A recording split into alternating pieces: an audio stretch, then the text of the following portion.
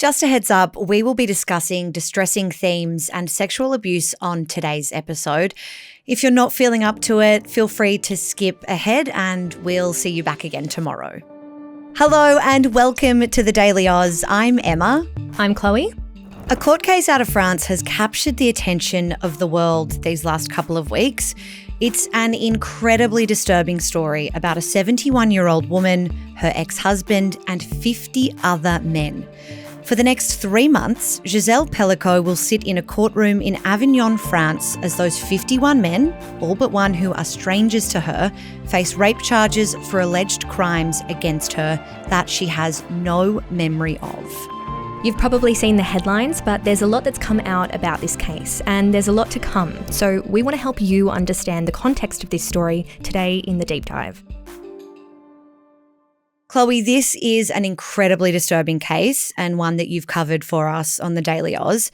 The details are really distressing, as we mentioned at the top of the podcast, but central to this story are the wishes from Gisèle, the alleged victim, to open up a conversation about abuse. So let's take it back a little bit. Where did this case come from? Where does this story start? So at the centre of this case is Gisèle Pélicot and Dominique Pélicot. They're both 71 years old. They're now separated, but the pair got married when they were both 21. They have 3 children and 7 grandchildren, and they live together in a small village called Maher in the south of France. And speaking to the court, it was Gisèle's understanding that they were a strong couple. It was in Maher that Dominique was initially investigated by police when, in November 2020, he was caught filming up women's skirts at a local supermarket. Police searched Dominique's computer and said that they found a folder labelled abuses containing over 20,000 images of an unconscious woman being raped by several different men. And that woman was Gisèle. Correct. Okay, so French police were actually investigating Dominique for a completely different offence when they discovered all this evidence of far more serious crimes. This started as this upskirting case and has clearly evolved into something far more sinister. Yeah, they inadvertently stumbled upon this footage when they were investigating Dominique of separate offences. And Gisèle said that the search of Dominique's computer and those early police investigations is what saved her life. She had no memory of the rapes and did not recognise any of the men in the images that was shown to her by police. And that's because her then husband had admitted to drugging her. Dominique has pleaded guilty to all the charges against him, which includes aggravated rape, drugging, and violating the privacy of his wife. Okay, so that brings us to the court case that's currently playing out. Gisèle was being frequently sedated. She is the woman in the images uncovered by police being assaulted by several men, but she didn't know about the assaults. No. How has she described her memory of that time? Yeah, this part is pretty distressing. During her testimony, Gisèle recounted experiencing total blackouts beginning in 2011. By 2013, she became increasingly worried that she was developing Alzheimer's disease due to chronic memory lapses, weight loss, and hair loss.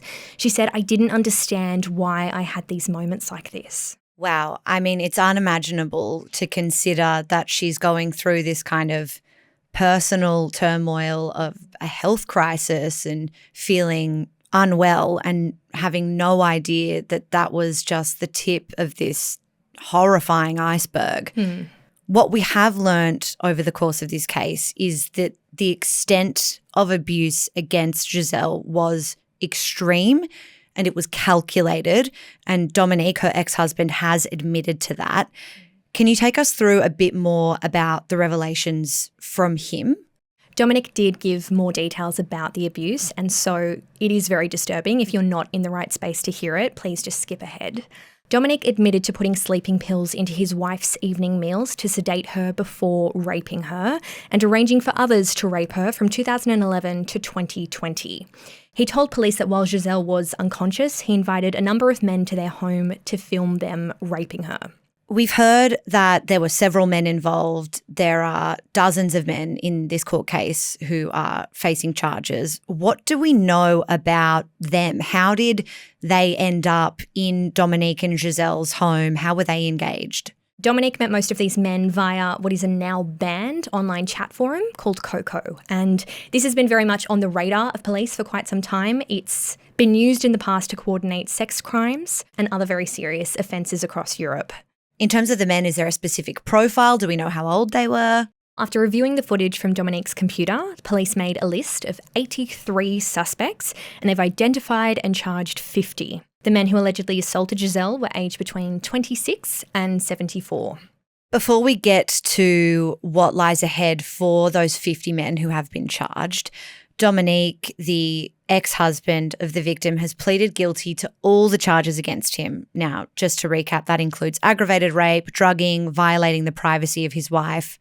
There are some other violations as well against him. What are those? So, on top of those charges that you just mentioned, he's also accused of violating the privacy of his daughter and 2 daughters-in-law after illicit photos of them were also found on his devices. For all of these crimes, Dominique faces a maximum sentence of 20 years in prison. His lawyer described his actions as, quote, a form of addiction, and told reporters that Dominique is ashamed of what he did. It is unforgivable. When we shared this story on our feed that you wrote for us, Chloe, lots of people in the comments were really surprised that 20 years is the maximum sentencing that he's facing. A lot of outrage. People said that they didn't feel like it was a severe enough sentence for these crimes.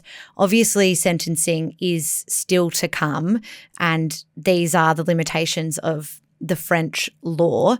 But there are 50 other men involved in this case too. So what about them? So most of the other 50 defendants have been charged with aggravated rape, and they could also face up to 20 years if they're convicted. Many have pleaded not guilty, with some saying that they thought they were participating in a consensual role-playing scenario between the couple where Gisèle just pretended to be asleep. Gisèle has disputed those claims, saying they knew exactly what they were doing and what shape I was in. These videos are scenes of horror for me.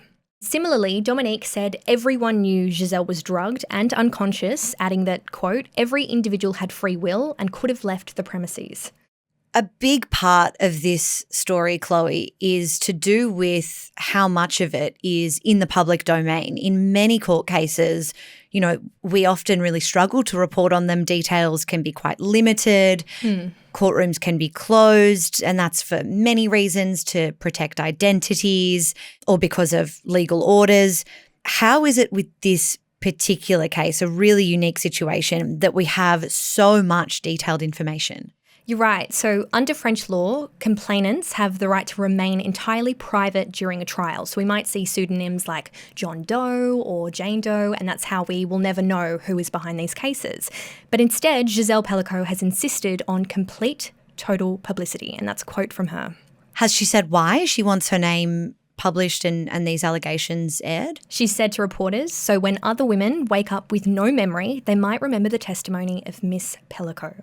Now, this has been met with widespread support from people in France, women across the world, who have commended Gisèle for her bravery. That is not an easy thing to do, to put your name to something that is as horrific as what we heard in that trial. If we zoom out a little bit, and I think this kind of ties into the outrage about maybe current French legislation, that it doesn't go far enough, that it's not harsh enough, and what that tells us about the country's relationship with women's rights. There's actually another quite high-profile case in the spotlight in France now, specifically about sexual abuse and women's rights. What do we know about that story? There have been growing calls to change the country's attitudes towards sexual violence, notably led by high-profile French actor Judith Godrèche. In February, Godrèche, who's 51, publicly accused a director she worked with at the age of 14 of sexually assaulting her on a film set. There was an opinion piece I read from the Washington Post that was written by a French journalist. Her name is Rakaya Diallo. What she was arguing in the piece was that France has been slower to embrace the principles that we saw in the Me Too movement at the end of 2017. She suggested that the support we've seen with Godrèche and now what we've seen with Pélicot, quote, signalled that perhaps the larger culture here is finally ready to push back. In practical terms, for women in France, what does that actually look like? What do they want to change specifically? It's opened up a conversation about what the French government defines as rape. Advocates are pushing French lawmakers to explicitly include the concept of consent in the legal definition of rape.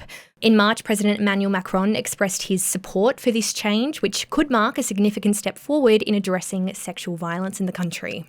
But it's obviously been a tumultuous year in French politics, an election, a change of prime minister, Olympics, lots going on. And I'm sure a lot of women were hopeful after those comments in March from President Macron. And maybe now that the Pélicot case is dominating global headlines, that will kind of spur on lawmakers to get this done sooner. Yeah, give it the momentum it needs. But back to this trial, what is ahead? What are the next steps? The trial will continue for the next 3 months until December 20. And I'm sure we can expect the conversation around this case and women's rights activism in France to evolve. Chloe, thank you so much for taking us through that today. A really distressing but important case. We will pop some links in the show notes to support groups if this episode has raised anything for you. Thank you so much for listening to today's episode of The Daily Aus. We will be back with another episode tomorrow. Until then, have a great day.